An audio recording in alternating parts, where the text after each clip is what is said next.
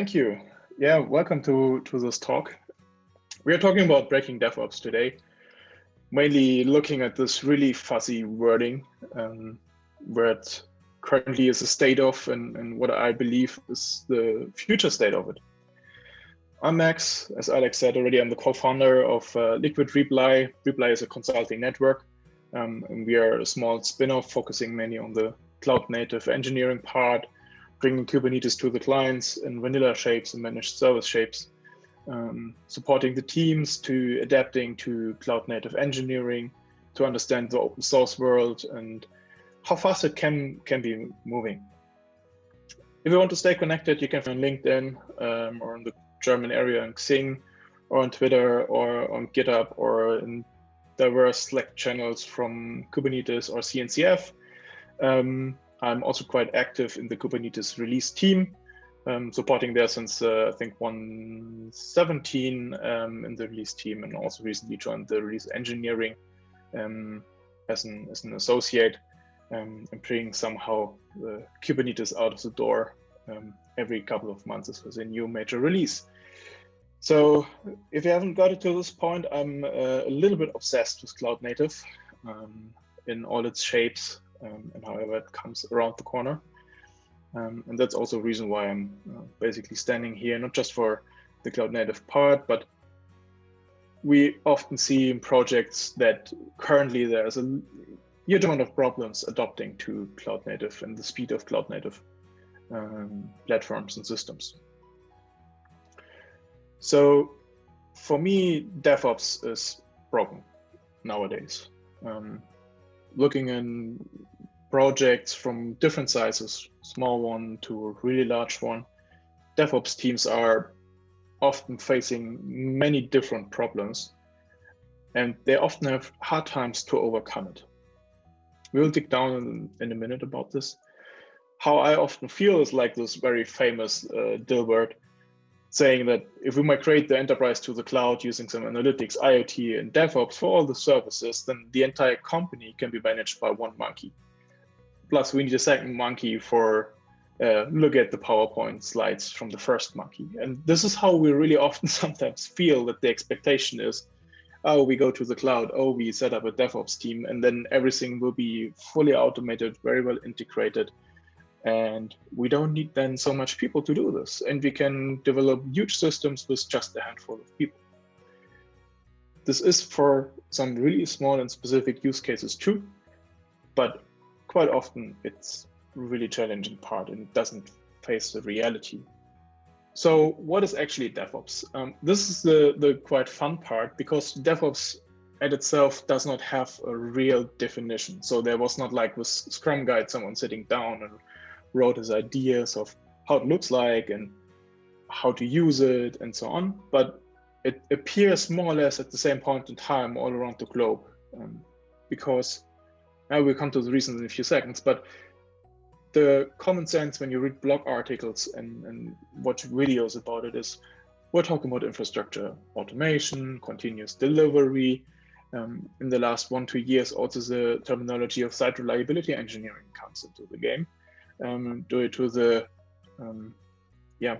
driving force of Google in this case, who, by the way, wrote really brilliant books about site reliability engineering, which I just can recommend to have a look on. What I like in these blogs and articles and approaches, freely designed from the community, is, for example, this image from AWS, which says like, okay, DevOps is actually the delivery pipe from your company, from your software development, over to your customer, to your end user, and the feedback loop to get direct feedback of what is happening. Of course, this is a cloud view, so it's really simple made. It doesn't have a look on the full stack of complexity, but for a cloud use case, it's a really nice summary in this point. The Phoenix project, you maybe have read it, is a really nice novel. And there's also an additional book to it called the DevOps Handbook, which try to describe more in a storytelling mode for IT people how DevOps could be invented or was invented. It's not pretty much clear, but how was the ideas behind it? And the book describes actually 3 principles the principle of flow, the principle of feedback, and the principle of continual learning and experimentation. I personally find it quite funny that you need to state that you need really to have this continual learning part, because it's somehow, at least what I see in projects, is often, oh, we have a continuous improvement process, we have retrospectives, we have lesson learned sessions, whatsoever. So actually there should be something like this, but it doesn't feel like it. It's always really adapted. And I think the point is here that it's not lived. Now, I do not want to go to all of these points, but one of the principles, or one part of the principle I really, really like from the Phoenix project is the continuously identifying and addressing bottlenecks. I think this is really one of the crucial parts of DevOps, how to see it, how to identify it, and how to bring it more forward to really understand where I do have a bottleneck. And then for the really lazy people, what is DevOps? Maybe end up at Wikipedia. And the first page really tells you everything what you need. A couple of sources are not really reliable. DevOps is maybe a part of the software development, but there are so many things around it. And also when you take a look on the left side in the content, a huge part of the description of DevOps is how the relationship of DevOps is to other approaches. So all in all, DevOps is really like a wishy-washy description of an approach, and everyone has an idea about it, but there's nothing clearly stated about it. Yeah. So everything should be clear now. Yeah, we have our tools, we have our methods and our approaches, and we have a people which we all put into a box, shake it, maybe steer it a little bit, and then we have our DevOps team who can implement everything what I need so they can solve all the problems on this planet. But this needs to be handled really with care, because nothing is clear in it. As I mentioned, companies do it differently. Every company is talking about DevOps. They most of the time agree on the same valuable points like automation, CI/CD, infrastructure as a code if they move to the cloud. But if you really open up the individual box, how they're doing DevOps, it is really big difference between the one and the other company. It maybe sounds like an old phrase that to say like, a developer should become an operations guy. In fact, there are enough organizations which try exactly to do this. Don't see that everyone is successful with it, because who consider himself as a professional software developer would like to get an on-call duty and jump in the middle of the night and fall out of the bed to solve a bug? You cannot convince so many people to really do this. And also vice versa, moving someone from the operational point of view, writing now algorithm-based software to implement some business features and capabilities is not that very likely. A couple of years ago, when I was not working in the consulting industry, but as an enterprise architect, we got interested in having a look into the cloud. And after a few checkups and discussions, one of the business people said to us, come on, it's just IT. Why you need to evaluate it? You should know how it works. It doesn't matter if it's now a data center or somewhere else. Yes and no. In this point in time, cloud just appears. And what I really liked in the answer of one of our colleagues was, yeah, but your orthopedist, does he also do brain surgeries? Because this is really the difference between the one environment and the other environment. When DevOps appear, you potentially all remember these beautiful times where you have to fulfill some formulas or write an email or within a portal, order a new virtual machine for you. And yes, to say order, it really was like, hey guy, I need that and that size. And you really need to specify down till the last mu of the virtual machine what exactly you need. Otherwise you didn't got it. At the same time, IT was heavily stressed. The developers or the development departments complain about operations continuously breaking something, while the operations complain about the developers that they cannot build something reliable. And overall, the whole organizations were complaining about IT. It's too expensive, it's all the time has some issues, the costs are exploring and so on. And while this was not enough, on the same point in time, microservices appear, and microservices got in at least everyone's mouth and suddenly like a wish to go. In addition, there was more automation, or at least the dream of automation using CI/CD systems. And the business started talking about time to market. We need to deliver features and functions faster. We do not build now a project for 3 years and then we have something. I want to build it right now in 6 months. And then it's done. And 6 months in this time was considered as short. We nowadays know it's even shorter. And the cherry on top of all the story where the IT was heavily under stressed, and I mean, I'm talking here about a time period like 10 to 5 years ago, that there was nearly no professionals on the market. Same situation more or less like nowadays, but there at least for example in the German market, the amount of available and trained and professional IT people slowly dropped. So there were over 100,000 open IT positions within Germany, which is crazy. And in all this, nearly black hole behavior-like environment, DevOps came up to at least help and support to get a little bit rid of this traction in all different directions. So DevOps works well, and DevOps is actually quite great, but for just some specific use cases where the team can fulfill certain requirements. For example, if your team can really run what it built, then the DevOps team can be also efficient in its job to do it. I always like the idea of, if you have a system which you design, build, and want to operate later, if you can describe it on a piece of paper, drawing it, maybe write something to it, then it has the right size that everyone can understand and work on it. And that's also the right size for a DevOps team. If it's getting more, you need 20 pieces of paper, your system is so complex that one potential team cannot serve the whole stack. And this leads to the next point, that the DevOps team, which should cover a lot of functionalities within an IT organization, we're talking about here about verticals, like from stack, these verticals must be quite lean. If they're too broad, if I need to cover too many topics, it needs to cover topics which normally not in my domain at all, I get also here a problem to run effectively. And obviously you need to have you need to have a team where the members can take over tasks from someone else, even so he has another specialization. But as long as the team is good enough to survive a couple of weeks, maybe where someone is on vacation, your DevOps team will be still good and running and will be effective.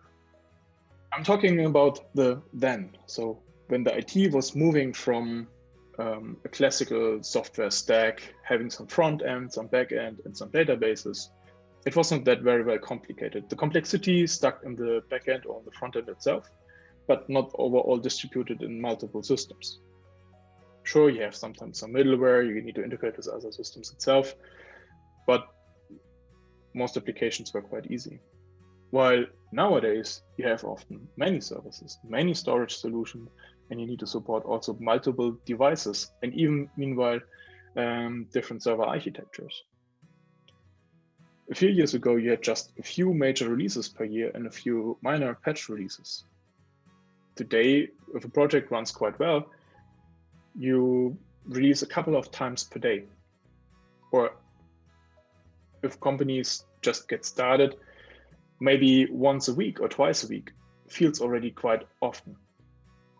When I was an enterprise architect a few years ago, we mainly discussed about commercial software, what we all have paid to Microsoft, to IBM, and however they're all named. And around this commercial software, you build then your actual IT system. You most of the time rely on one technology stack. Your systems were designed for stability. Build it once, adapt it slowly, and it can live forever. No joke, I reviewed once an application which at this point in time was the same age like me. It was 25 years, 5 years ago, old. So there was literally comments in the code from 1991. So I was like, how this thing can even run still? Nowadays, looking at the systems, you choose technology by the best fit, which solves really your problem. Not about the amount of functionalities where you maybe need just 10%, but really about the perfect fit for your problem. You want to be able to exchange components. The open source stacks getting so relevant that it's meanwhile sometimes causes a lot of additional problems with legal departments. What I'm allowed to do with the open source, what I'm not allowed to do with the open source. Besides that, the release cycle are quite fast with the most products. Testing increased from some local unit tests, sometimes integration tests, and then just full-blown tests when a major release happened to I test every time the full stack with every commit ID. And then versioning, which is nowadays even a bigger topic.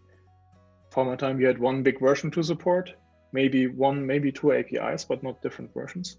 While nowadays you keep and maintain multiple versions and multiple API versions. And exactly in this phase between then and now is where DevOps jump in, where it helps to take the people on the hand and slowly get into this way more complex, way faster approaches and to adapt to them. So when we talk about then, we talk about the classical, we have here a development department, we have here some operations, and what is often forgotten, we have actually also infrastructure people. And looking for where we're going today, to the now. I don't have a really good name for it, at least not now, how to call all this group of people. For me, it's still someone who's working in IT. Doesn't mind if it's developer or DevOps or however. But really interestingly, DevOps filled this gap again between where we were and where we are going. Don't take this slide too seriously. This was designed for a totally different purpose, but it shows what we normally deal with when we talk about application complexity or the whole project complexity. As you can see, there is a lot of stuff in it, and it's by far not completed. This is a simplified version of the project where we need to discuss this kind of view. That's why it has also some colorized boxes, where the main parts of it. But what I want to tell you with this slide is, if you have one DevOps team which looks on to realize one functionality, you build your custom application, you need to have a look on nowadays all of these parts of how to maintain my source code, how to merge different development branches, to build artifacts, scanning the things, make a deployment, store it somewhere else, bring it on a diverse infrastructure. This can be anything, public cloud, private cloud, Kubernetes, serverless, whatsoever. And then also into the direction of the operational stack, to the day two operational part. You need additional tooling. It's nowadays not just like monitoring and logging, so you get your metrics and some log forms, but you have also the tracing, you have the eventing, you have alerts. Overall, it's called observability. And then you maybe needs to integrate with security to detect maybe intrusions and so on. So it's getting really, really complicated. And a single team, let's think about Scrum teams, for example, with 9 people or 8 people, has already difficultness to cover all these things. So for some reasons, system getting more complex. And this can be good because it has some good reasons behind it. I have often some discussions, okay, why we need to adapt all this complexity? Well, the answer is because more and more companies appear who are specialized in exactly one thing. You do not have the one big company which try to solve all the world problem. You have one company who just solve one exact problem, like identifying the license agreement for an open source product and informing you about what you're allowed to do with it or not. And what you do or have to do nowadays is to plug in or put all these pieces together. And that's where one part of the complexity comes from. And this leads also to the point that today's platforms are more. They are like, I always need to refer to my time as an enterprise architect, where I would say like the applications potentially were quite big, quite huge. They need huge resources to run, but still they feel somehow controllable. They were had their clear stack, they had their clear boundaries. But nowadays it feels like just like it is filling up more and more the room. The complexity, the microservices, the platforms, the dynamic behind it is filling up the room with so many moving components. What is often misunderstood is also that today the topics like Kubernetes are just seen like, it's a replacement for virtual machines. Maybe, potentially, it can do this. I even would not advocate for it. But Kubernetes, for example, does much more. It has a really high flexibility, and you can basically extend nearly everything into it. On the other side, it is a great API. Products like Crossplane allows you to orchestrate through Kubernetes cloud providers additionally and deploy directly also Kubernetes clusters on it. And the best thing in it is, it will be always exactly the same. There's no difference in it. Sure, you can do it also with infrastructure as a code and CI/CD. But as I said, this platform is able to do more than that. And you have also to adapt to other approaches, to other use cases. Edge cloud is at the moment hyping like crazy.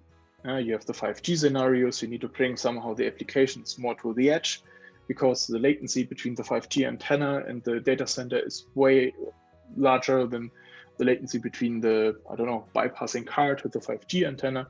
So you need direct processing and so on. And overall, as I said, also with the monitoring and logging, it's getting more. We are talking not about just some values. We're talking about the whole tracing of a single request through a whole complexity system. If you have applications developed with 60, 80, 100 different services, and you need to trace one single request through all of it, it's super interesting to see what happened actually with this request. But you also first needs to implement and come to the point that you can really understand it. And all these challenges are at the moment DevOps people facing. They're looking at it and it's like, wow, that's so much what we have to look on, which we need to consider. It's really crazy to handle all these. So Max, that's nice what I'm telling here, but actually what is about me? What is about me as a DevOps? I'm a little bit lost in space. I don't want to advocate here for site reliability engineering. I just think that it is better described. It is more clear and crisp what an SRE should do and has to do, and where are the boundaries of it.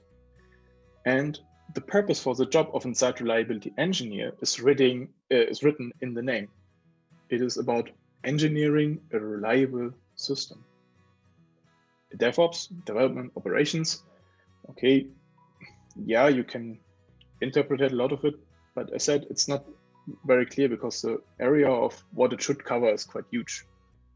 So instead of that, a DevOps team just purely focus on one vertical and don't let it grow too big, it is easier if a DevOps team or SRE team, I will now use them as more or less equal, although they are not equal, just to make it clear. A DevOps team or SRE team focus just on the application and the functions. And yes, they also have maybe in mind to look how to containerize them and maybe to store them on container registry. But this is already the point where someone else can jump in and give them the hand and say, like, hey, from here we take it, or hey, we help you to do this.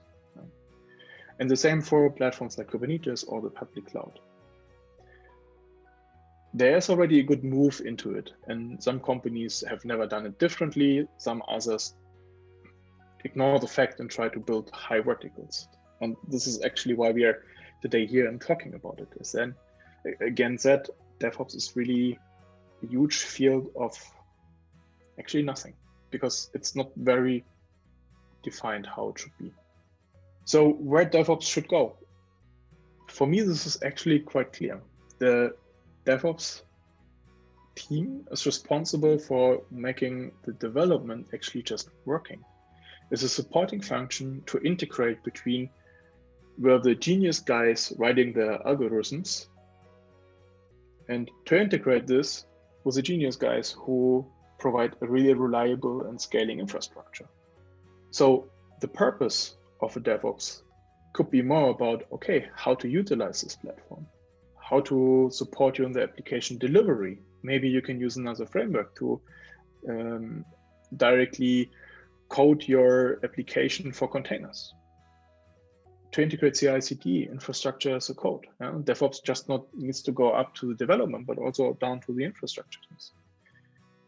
And with speeding up releasing cycles, DevOps can focus more on the release cycle and the lifecycle management of an application. So we actually just start to enter a new complexity. The platform's getting more and more complex. If you think about a cloud provider like Azure or AWS, they have more than 160 different functionalities. If you look at Kubernetes and the Kubernetes environment and the universe all around, it's more than 300 open source products, which can either extend or utilize Kubernetes or make sense to run under it, like storage solutions, or to run on top of it, like databases. For sure, many things got easier, but the amount of services is getting overwhelming. And as I said, the same happens and counts for Kubernetes itself. So in my opinion, where DevOps should be is right between this layer of I design, develop, and write functionalities as a coder, as a developer, and I have to implement and bring everything on a reliable and scaling infrastructure. What I see from my teams, from my colleagues, they gain so much experience supporting freshly developed applications, somehow getting in Kubernetes, and understand which things are actually all broken and what you have to adjust that you really can utilize for your benefits this platform. And I think this is exactly what makes or should make nowadays a DevOps. A DevOps brings you the specific knowledge of how to integrate and run your application on a target platform. And a DevOps is an advisor for the application developers and an advisor for the platform administrators, how to bring actually these two worlds better together and not just get blown up by the complexity, and maybe even act as a mediation point in between. So maybe it's also time to maybe rename the role of a DevOps and going from a DevOps to an integration engineer or an integration architect. Because thinking back about the point that you nowadays have a lot of specialized companies who needs to or who wants to fulfill just one single purpose, you have to integrate all these purposes. And you have to explain it to an application developer or to an infrastructure architect why you actually need it. So the last step which we really need to do is to make the implicit more explicit. If you take a look on all the job descriptions out there about DevOps, it has already the relevant parts in it. We are talking about CI/CD and observability, you support the application teams, blah, blah, blah. But we need to get rid of this part of, are you responsible for functional design of the application? Or are you responsible for building up the infrastructure? So to make the implicit explicit, we have to add the integrate and advise for part and make the job description often DevOps really for the integration part relevant and see it as a new role. It's not, I have sometimes the feeling that IT world thinks always a little bit black and white, but there's also gray in the middle. And this gray is actually someone who supports in the integration, maybe the future DevOps. And the next big step then afterwards is as a major challenge to make this role living, to make it lived. So just an idea. You see the different roles, development, operations, infrastructure, and in the middle, the DevOps. And the DevOps is the integrator and the advisor. The DevOps support the other roles, the other domains, and adopting each other, understanding each other, maybe to get to know to a new technology, but also to ensure the feedback cycle. You can nearly say the DevOps is like the technical Scrum Master, if you want it like this. Not to want to go into Scrum Master direction, but from its role to bring the people together, make them understanding, bring the personal knowledge of how to integrate, how to automate, how to create transparency. And yeah, bring the IT in its current move to a point where you can really consider that a whole team can focus on what they're excellent with, instead of trying to be excellent with everything, but then are just maybe medium good in it. So finally, the big question, what will be your DevOps journey? Where do you will go and what's your direction? Thank you. One comment is that these days I keep hearing about the developer experience. Is this a synonym for DevOps or is it a completely different concept? I see it as a different concept. I see it actually at this exact level of as a software developer, you should go back and focus more on implementing business functions and solve complex problems, with the extension of understanding what is your target platform, to have an idea of how does a container works or how to deploy an application to Kubernetes and how you can utilize it and what you maybe needs to keep in mind. But your job should not be too responsible to bring it there maybe. So I think there is this actually nice separation between going too deep while going back up and focus on where actually your expertise is laying in. Is DevOps not the result of a good DevOps team and culture? Yeah, most likely. If you have a good team which supports you in integrating your application and takes away a lot of your worries, and creates for you the right transparency of your application and the right transparency of how it can work in the infrastructure, then this can lead back to the right developer experience. Yeah, hi Max. I sort of typed that in off the cuff, but sort of thinking it through, is that whole piece that you know, one of the key stakeholders for the DevOps team is really the developers themselves. Mm-hmm. And if that feedback loop is not working and you're not iterating properly, then that developer experience is going to lag, right? To me, it's like a very good key indicator, of how your DevOps culture is doing, right? Whether it's delivering what you want it to. Yeah, fully agree on this point. I said but again, I think this is exactly really paying into what I've just recently said, because you cannot focus as a DevOps team in too many fields. Right? I mean, we're running currently projects where someone comes up with, hey, you need to harden this and that component. And then the next one wants to integrate some traceability. And the next one maybe wants to change the traceability. So you have many topics coming up at the same point in time, while you cannot really focus back on, God damn it, I need to write a functionality to solve a business problem. You get lead away from distractional integrations, from distractional other components. And that's why I say, I think really at the moment, there's this team missing in the middle who really can take away a lot of this additional workload, of this additional integration behavior, free up the developers, focusing purely on building back business case or building in business cases, and be still able to advise and explain certain circumstances. I don't say that. So I'm still a fan of that. The guys who are designing and writing code or applications, that they partially needs to understand where they run on, because otherwise you cannot maybe take the right design decisions. Stateless and stateful is not the easiest example in it, but I mean there's a lot of other stuff which can come in. But this should be not the main point they have to worry about. So one of the things I wonder about, Max, is whether the approach that you're discussing is a little bit about separating out the technical skills and the soft skills. And so the DevOps is working as an architect and managing the stakeholders and helping to educate people. And the SREs are taking on the sort of hyper-technical role of actually building and running. Well, it was not intended to go into this direction, because I still believe that you need great communication skills if you do this integration parts. And as I said, I mean, for example, if you integrate, let's say, a security stack, there's a whole other team behind it, however they operate, who actually takes care about it.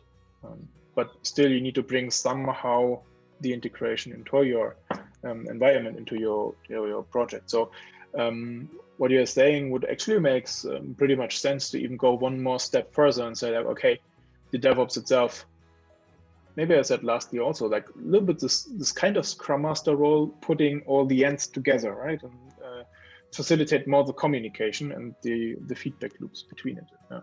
Yeah, it's interesting because, you know, that is in a way the starting point of things like the Phoenix project, right?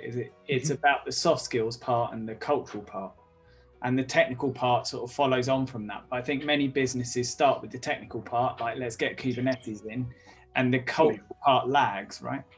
Absolutely. As I said, when you, and this is in my opinion a little bit the downside of a lot of people write about their ideas about DevOps, like in articles and YouTube videos and whatsoever, they really focus on the technical ones, or the technical part, because it's easier to mention.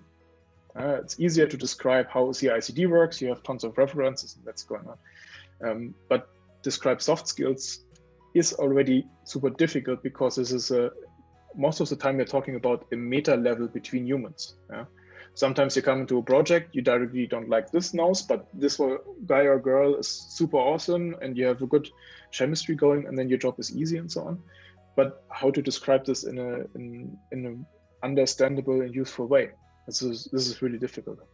That's why I tried also to show this different definitions of DevOps and where it comes from, because I think in the Phoenix project this is also very well highlighted. It's like more about the approach and how to approach people rather than about the technology. The technology is just translating it back to what we actually want to do in our job, but there's much more above it. Another question coming in your opinion, migrating to serverless would make DevOps less needed / important? No, serverless is not good for every use case. If you need systems to continuously answer in a really fast manner, or if you are, for which reason ever, but this is often a design principle or requirement which we see in some projects, that your application must be portable, this could be also lead to that you do not want to directly use serverless. Yes, for sure. I think serverless is a great approach, especially for young companies, for startups who just wants to make a proof of concept of something, to understand if the application or the way how you want to design and build an application can go the way you think of. You don't need to worry about so much else than just write your functionality, and this is great. But if you think about really big systems which are have requirements in the response time, maybe they are kind of having batch run times. So you got the limitation of serverless sometimes that you cannot run longer than 15 minutes, and it's increased to an hour and so on. So you need to change the whole architecture, and the bigger the application gets, the more complex it also gets to architect for a system which then in the end will really fulfill requirements. But nevertheless, there are tons of use cases where it absolutely makes sense to use serverless. I just would not say that it's make DevOps less important. I would add there, so where I work, we actually are 100% serverless, apart from the data team, and they've got some separate stuff they run. And I would say it increases the need for the SRE type role, because you've got a big distributed system, and the tracing becomes much more complicated, as well as the architecture, like you said. Yeah, I mean, this is also what the how the guys are called from Cloud Guru, from the training platform. They're also 100% serverless. They have also a quite interesting blog article written about it, that they need to less worry about all the operating system and hardening part and whatsoever. Nevertheless, they still needs to understand how the application performs, which functions are maybe not the best one, where they're running too long. So you're just shifting your problems into other corners. And then, as you said, Rob, you have still the need, and maybe even the growing need for certain roles who dig into it deeper. Yeah, that's it. So a big part of my role is providing decision-making tools to those teams and the product owners and things to target where are they going to improve. Thank you for everyone for attending, and also thank you for doing that again, Max.